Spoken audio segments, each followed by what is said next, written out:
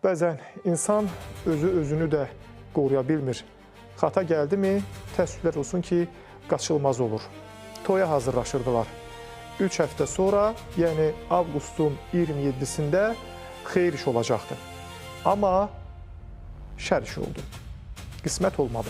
Balakən rayonunun Katex kəndi ərazisində baş verən ağır yol qəzasında həyatını itirən 4 nəfərdən 3-ü bir ailənin üzvüdür. Ailə toy hazırlığı üçün yola çıxmışdı.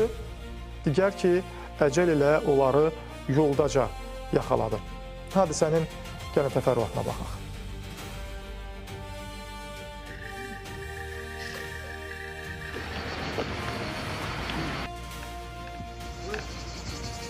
Qardaşımdır, qardaşımın oğludur, bir də həyat yoldaşıdır. 3 nəfəri bir ailədən içirmişik. Yoldaşı Goranboylu idi, ailə mamasını, dayısını çağırmağa gedən vaxtı, toya dəvətlə paylamağa gedən vaxtı yolda belə bir hadisə olubdu. Ailədə kim qaldı sağ qalan?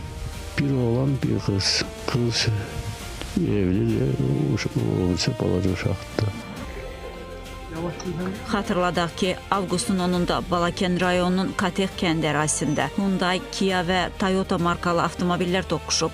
Hadisə nəticəsində Toyota markalı avtomobilin sürücüsü Rəşad Mütəllibov, 52 yaşlı Pərvanə Məmmədova və Hyundai markalı avtomobilin sürücüsü Məryəm Horsova hadisə yerində ölüb. 51 yaşlı Yaşar Mütəllibov və 61 yaşlı Şərif Soltanov xəsarətlərlə xəstəxanaya yerləşdiriliblər. Yaşar Mütəllibov avqustun 11-də xəstəxanada vəfat edib. Sən nə arzulayarsan, nə planlaşdırarsan, hansı xəyalları qurarsan, həyat isə sənə hansı təəssüf doğuran və dırnaq arasında olan acı sürprizlər hazırlayar. Bax, bundan heç birimizin xəbəri yoxdur. Təəssüflər olsun ki, ailə toy hazırlığı, toy ərəfəsində belə bir faciəvi hadisənin qurbanı olub. Toy olmamışdan yasa çevrilib. Yollarda, xüsusən də bölgələrə səfər edərkən, yol düşərkən çox ehtiyatlı və diqqətli olmalıyıq. Ötmə əməliyyatlarında tələsmək məsələsini bir kənara qoymalıyıq. Ötmənin əgər imkan verdiyi yerlərdə müəyyən bir o əməliyyatı icra etməliyik. Yoxsa qarşıma nəsə keçib, yük maşını gedir, tez onu ötüm keçim görüm, nə olacaq, necə olacaq? Bu hallar çox ciddi təhlükə və təhlükəli vəziyyət yarada bilər. Qəza qaçılmaz ola bilər. Ona görə də bu kimi məsələlərdə çox diqqətli olmalıyıq.